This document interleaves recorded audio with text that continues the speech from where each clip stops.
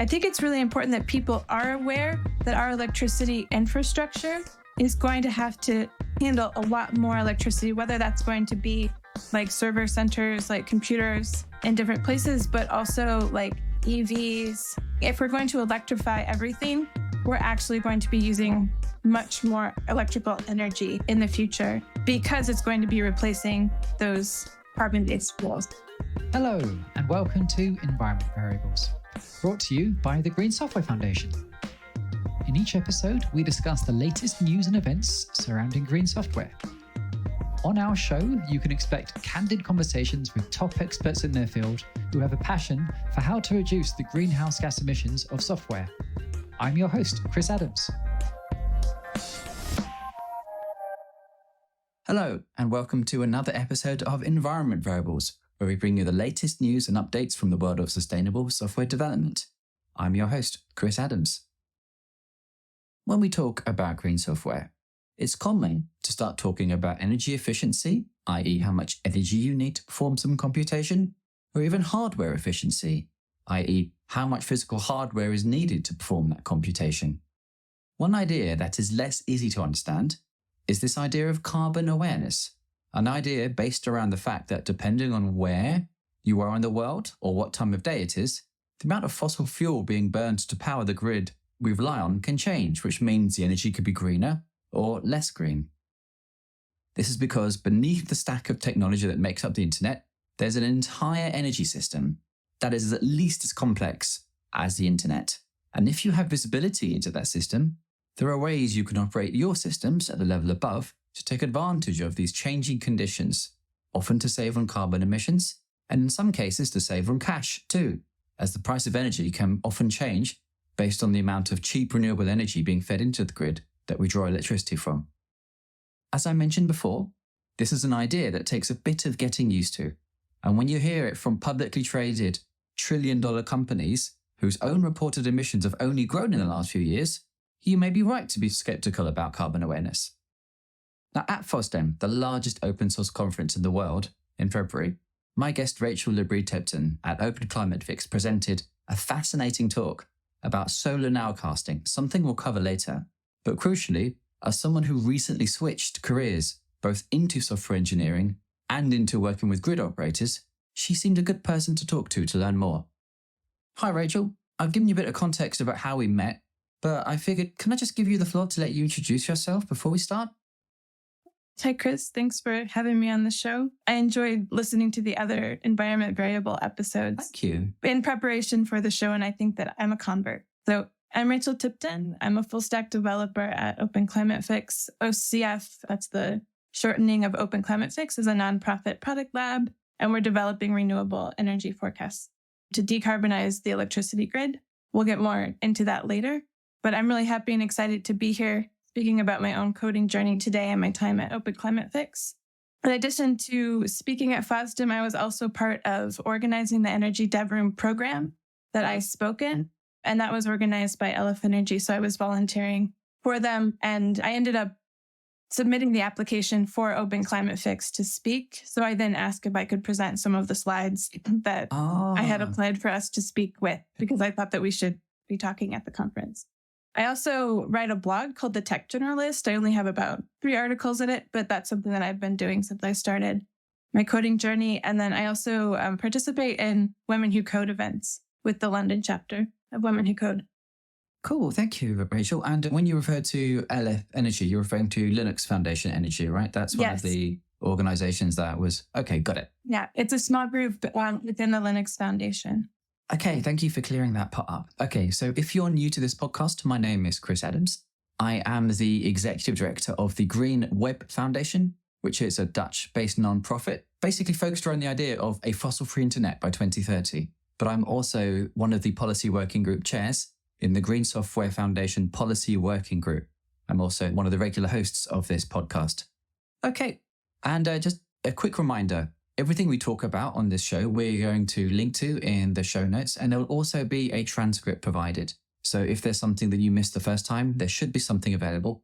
And because this is a software engineering podcast, we also have the transcript and the links, the show notes, in Markdown form on a GitHub repo that we'll be linking to. So if there's something you missed or if there's something you feel that you need to be corrected, we do welcome pull requests.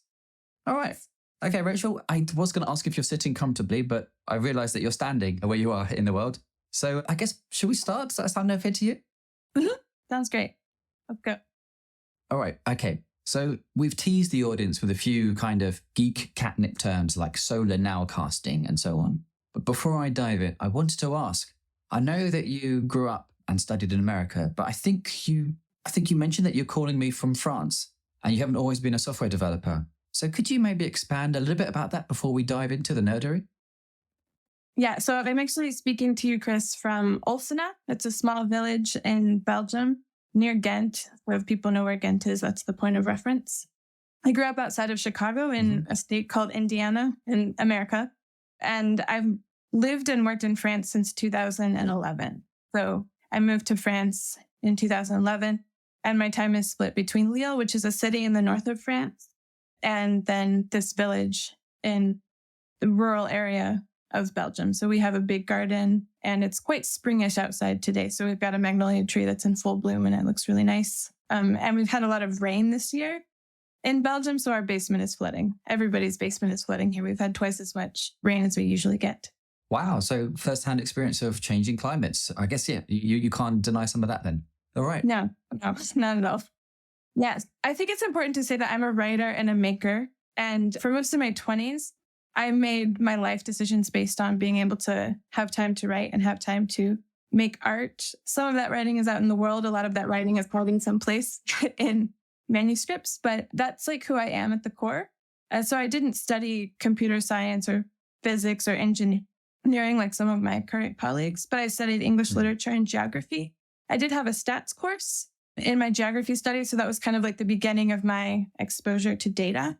And I got out of university with critical thinking skills and really good writing skills, but no clear career path. So I'm an interesting person. I have lots of interests, can talk about many things. I read voraciously, but really up until I decided to shift into coding, I hadn't felt like I had a career of some sort.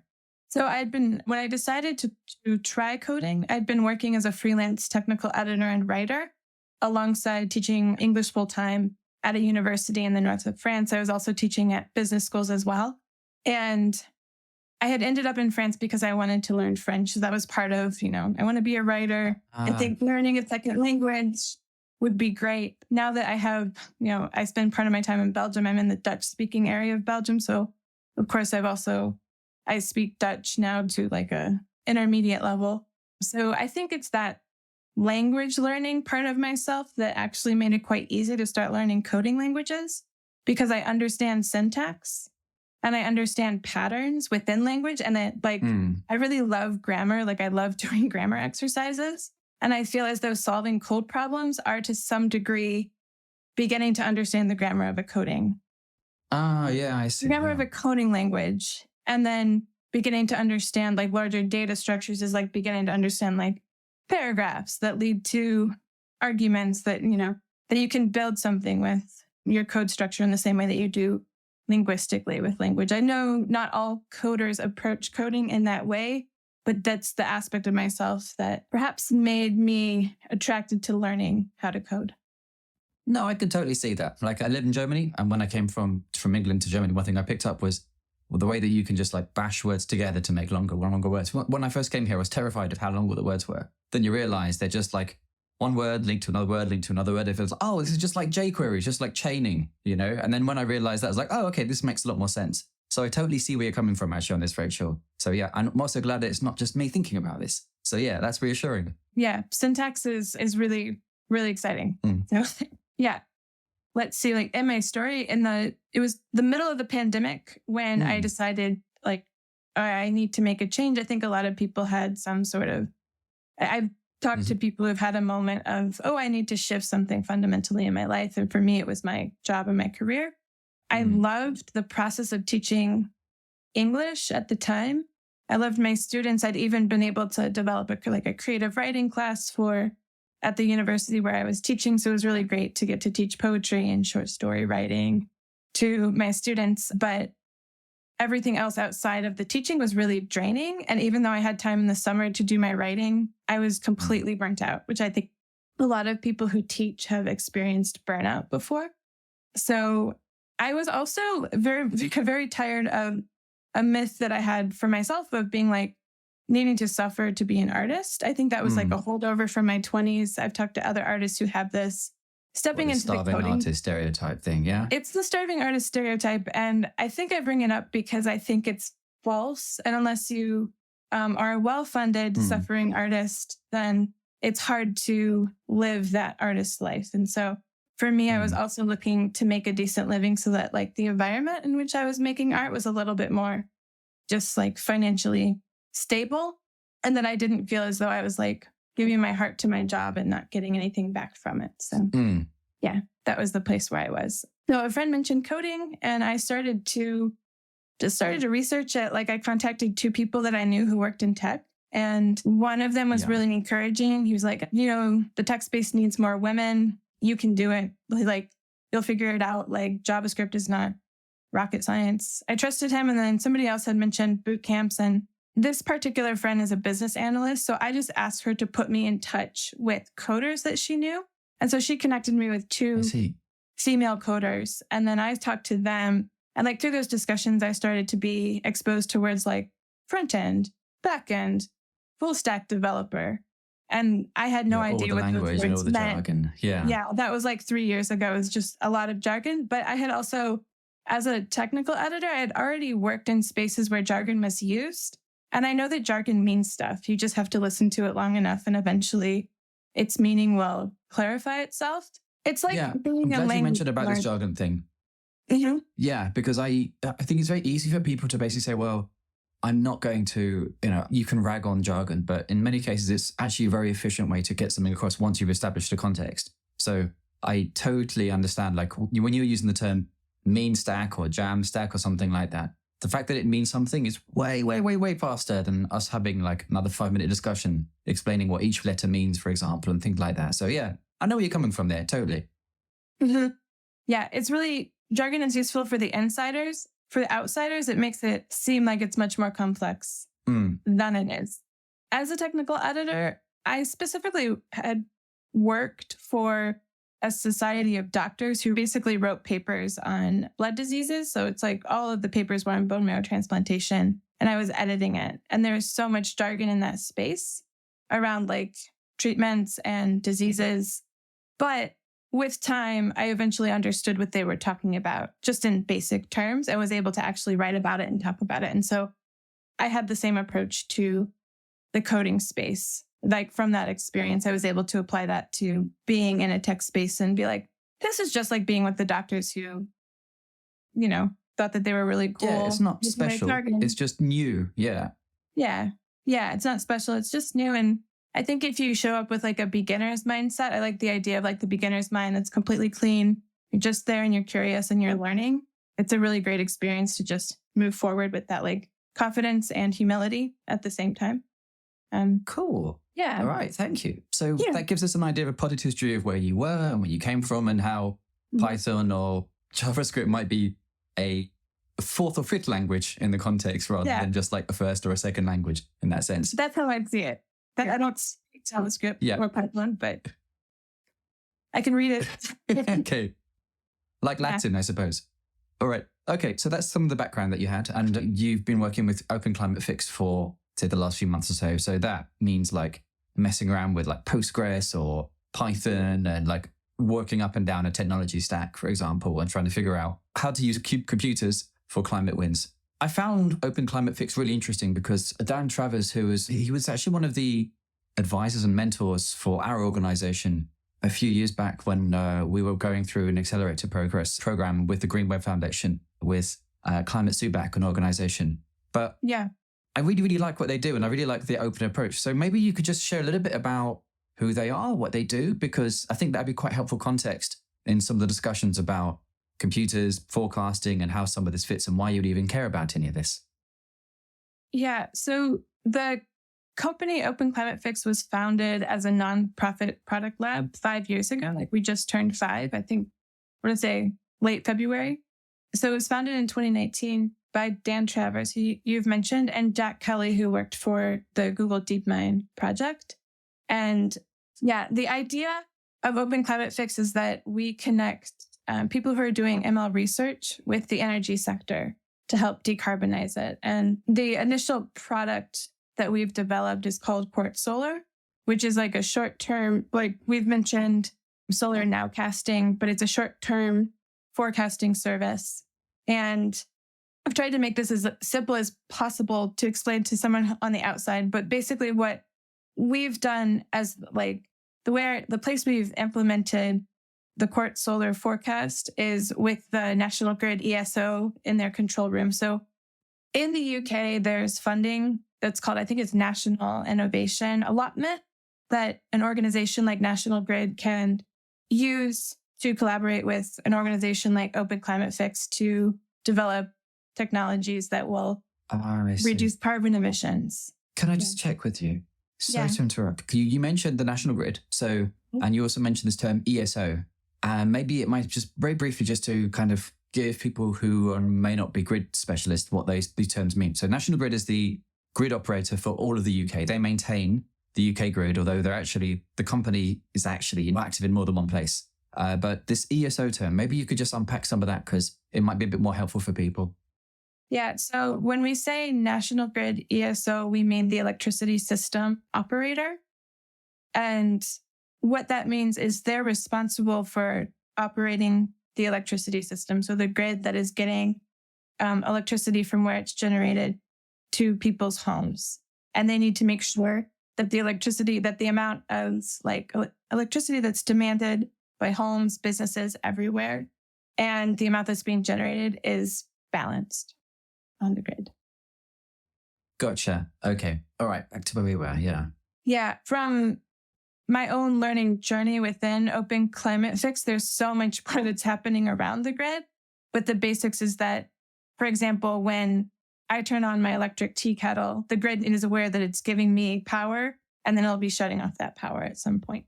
And like power grids are doing these balancing actions, and balancing decisions are being made very quickly. And that's how a power grid works in very, very general terms, which is beyond, of course, my expertise, but it's what we work with at Open Climate Fix, which I find pretty cool. So the product that I work on is the Quartz Solar web application, and it consumes data from several APIs, and those APIs are serving a solar forecast. And so National Grid uses the Quartz Solar app, and I'm using this just as an example. We have other customers that are also using the Quartz Solar application, but National Grid uses it to make like real-time balancing decisions. And so what that means is that they'll see how much solar energy is being generated on the entire UK grid, and they're able to determine whether or not they're going to be using like electricity that's coming from fossil fuels being burned or electricity that's coming from solar. Oh, I see. So the idea being here is that because if they've got better information to this, then so things like fossil fuels may be polluting and kind of not great in climate terms, but because they're dispatchable, that you can turn them on, they have a degree of controllability. So this helps you kind of balance some of this. And maybe this is actually one thing that maybe we could expand on some of that in a little bit more detail, because you spoke about that some of this is providing some forecasting to reduce the amount of uncertainty so that you don't need to have so much kind of backup fossil fuels ready to kind of ramp up, for example. And I think when I saw your presentation at FOSDEM, the control rooms just look exactly like you'd imagine a control room in a James Bond movie to look. But also there was this massive honking great picture of some kind of gas turbine. Maybe you could talk a little bit about that and how that relates to some of this, because I think like you mentioned, we just see power going in and on, but there's a whole set of complexity under the stack beneath us that we're not really aware of. Yeah. So the purpose of spinning reserves for a power grid is that you always have turbines that are running. Then that might be a gas-powered turbine or a coal-powered turbine, but they're at the ready in case energy is needed. So one of the reasons that a good solar forecast is important is that a lot of these turbines are running on the grid and they're just sitting, they're at 50% capacity. And they're also, when they run at 50% capacity, it's also 50% efficiency. And they're not generating electricity for the grid. They're just kind of at the ready in case they need to be spun up or spun back down. Oh, I see. Okay.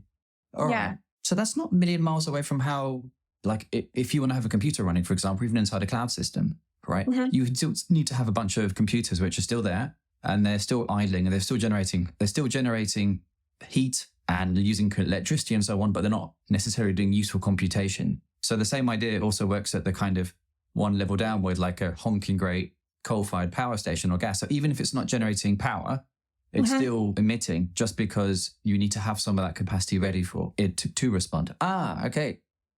Yeah. And the benefit of like having an accurate solar forecast is that you'll have fewer of these turbines that are running at half capacity.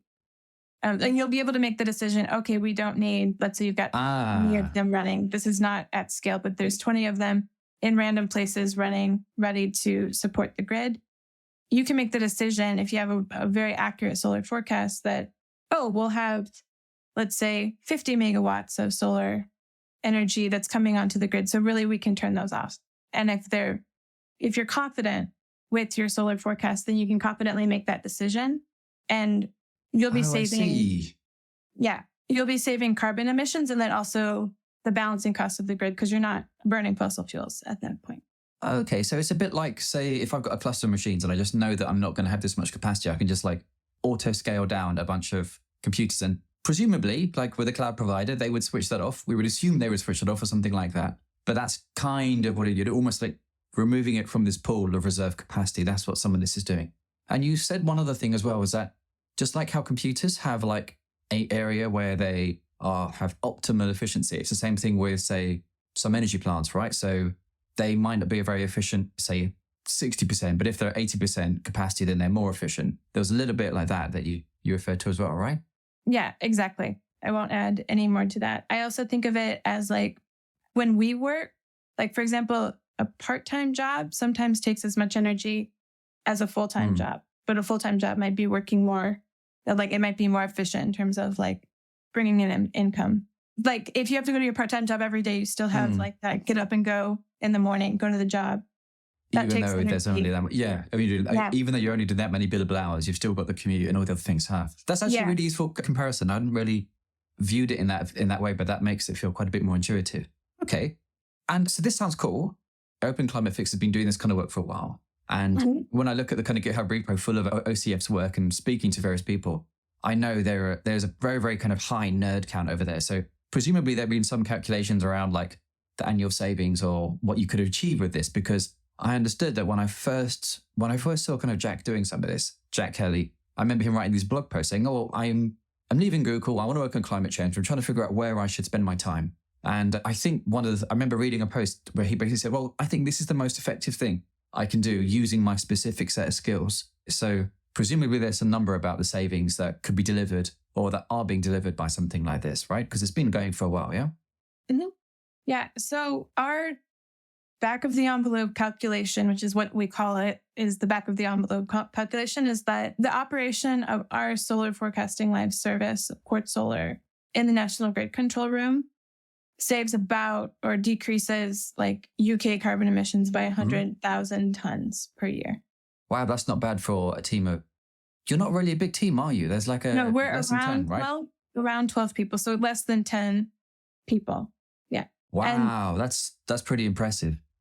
For me, getting to work on a project like this that can like say how it is impacting carbon emissions or decreasing carbon emissions in a large scale way, not just by like using electricity from like solar panels in my home, but actually seeing that like the energy transition requires that our infrastructure changes and how we operate our infrastructure. So, yeah.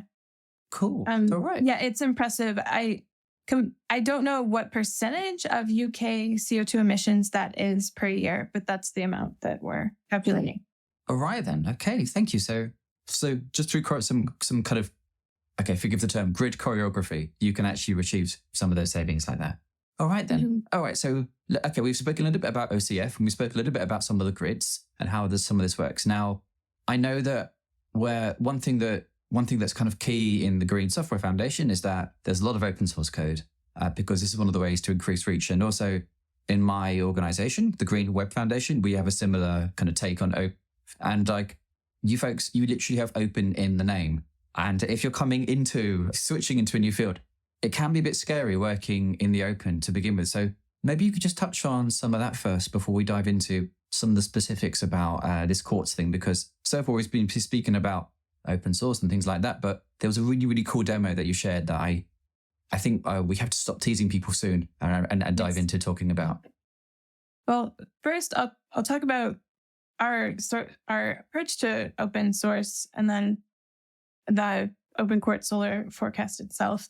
So the intention is to have as much of our code and data available to anyone who wants to work on decarbonizing the power grid or, use the code for other projects as well. Last year, we had some mentoring from someone who works in the open source space, and they explained the concept of coding in the open versus being a thriving open source community. And right now we're in that space of transition of trying to offer a product or a tool, which would be the open quartz solar forecast that people in the coding community can contribute to. So I feel as though I started my coding career coding in the open. So someone can go to it's the Quartz front-end repo on Open Climate Fix and see the code for our Next.js app, which is the Quartz Solar app.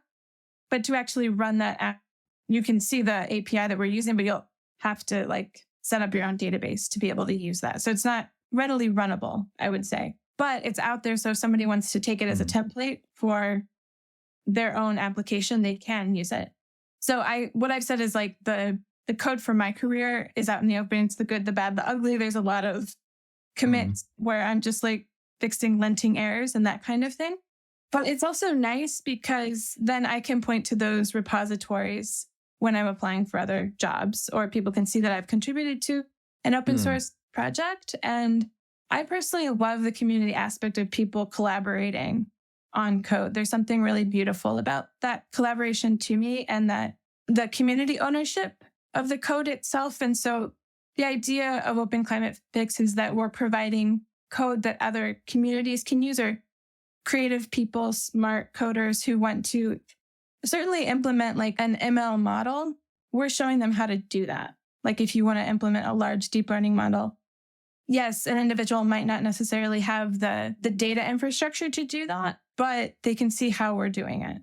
And we're giving them those tools. Could be something interesting to add. The energy sector was one of the first sectors to digitize, I think in the 70s and 80s. And so some of its digital infrastructure is a little bit dated, let's say. The images that you saw of the control room, it looks older digital infrastructure. And so there's this other element to the intention behind Open Climate Fix's work, which is to provide an upgrade to that digitization for the energy sector. I don't know if that's clear, if that makes sense, but that's one. That does make sense, because we did an interview with some folks from Electricity Maps, and they provide universal APIs across bunches of countries. And some of the things they had to do, I think when I was speaking to Tony Van Sweat, he was telling me about how, I think it's in Singapore, they need to, because they can't get actual data, they need to basically use optical character recognition on a image that gets updated every 5 minutes to pull a data point out,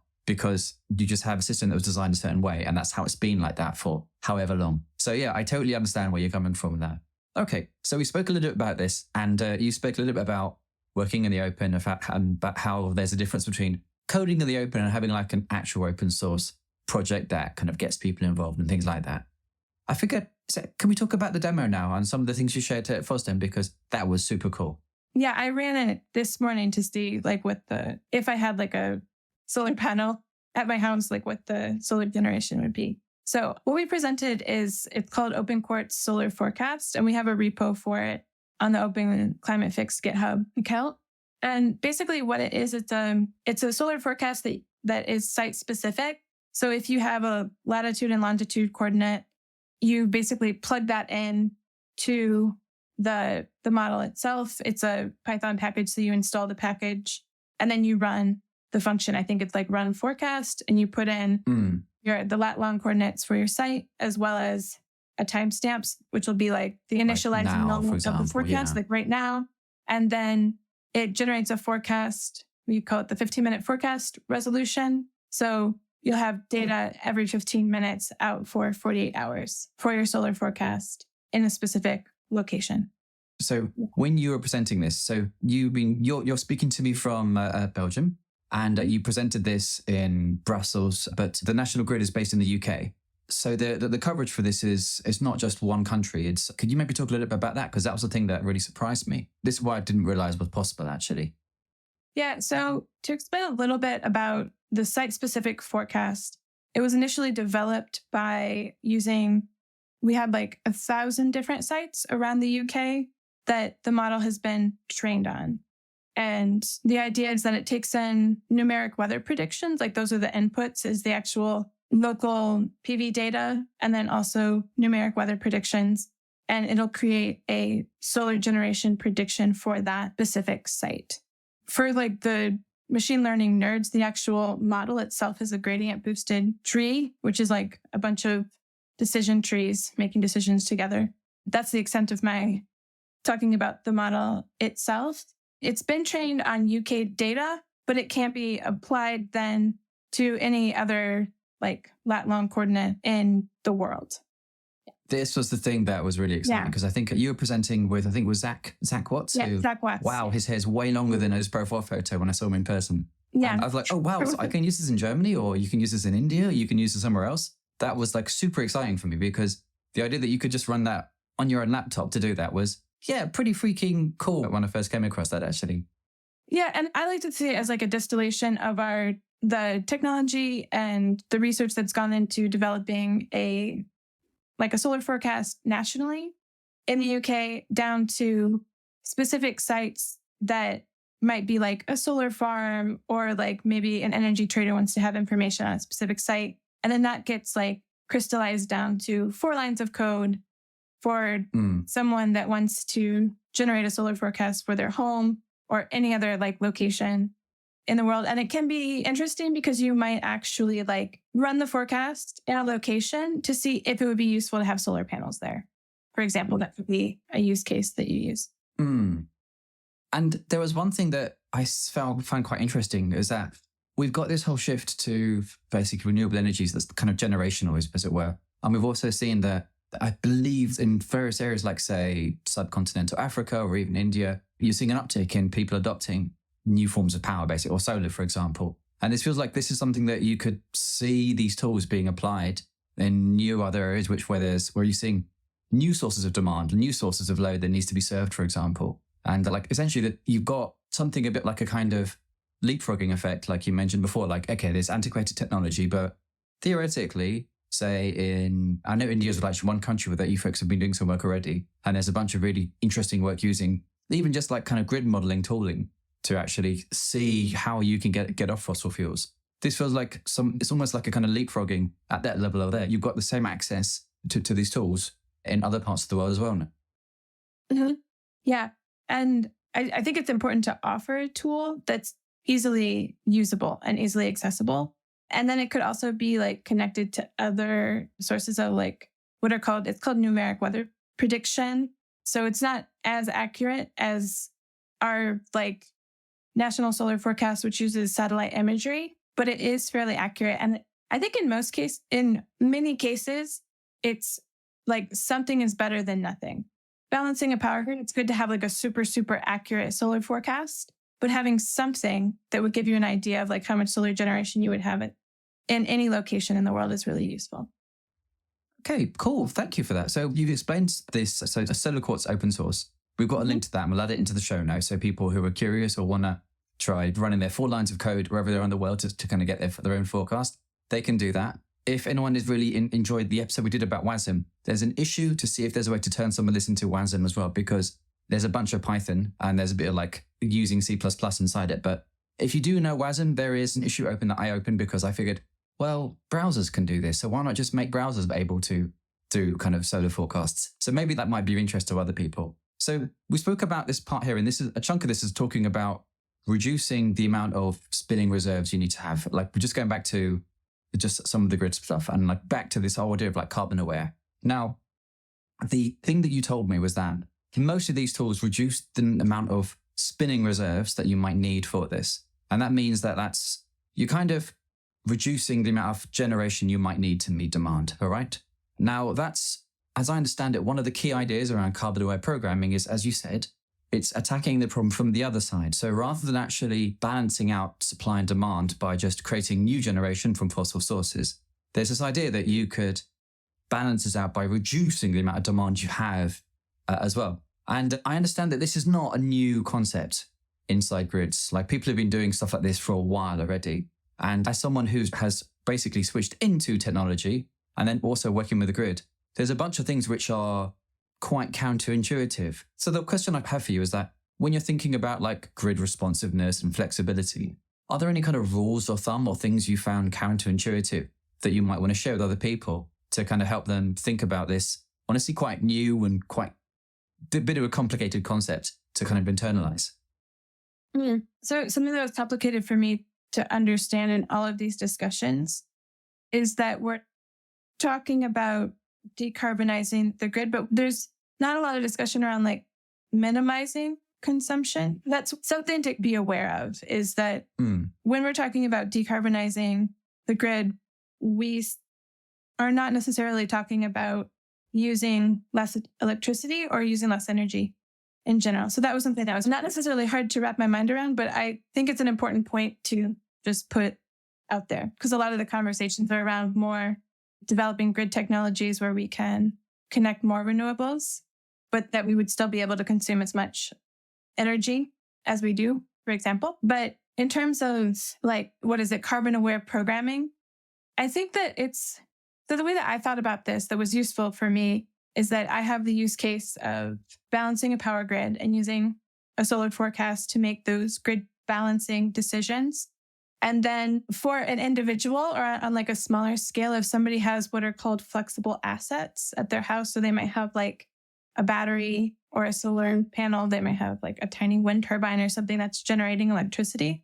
Having a solar forecast in that setting is a little bit different than having it making decisions on the power grid, but it's still sort of a decision-making and energy balancing tool that you might be using in your home. I'm not sure if that answers your question, Chris. That does help. I mean, because basically we're still trying to figure out a lot of the wording for this stuff. And we know there's a shift from essentially having a grid, which is basically responding to load, versus sort of that you can have a grid which basically always meets any demand by just creating more generation. And there's this idea that now you could shift the use of power from certain places to a certain time. So like you mentioned for yourself, if you've got something like, say, local generation of, say, renewable energy, for example, if you're able to store some of that, then being able to run off some of that instead of having to draw from the grid later on at times of high carbon intensity, that counts as a climate win, for example. And I think these are the things that we don't really have ways to really talk about yet, but there are some papers exploring some of these ideas, but they're not particularly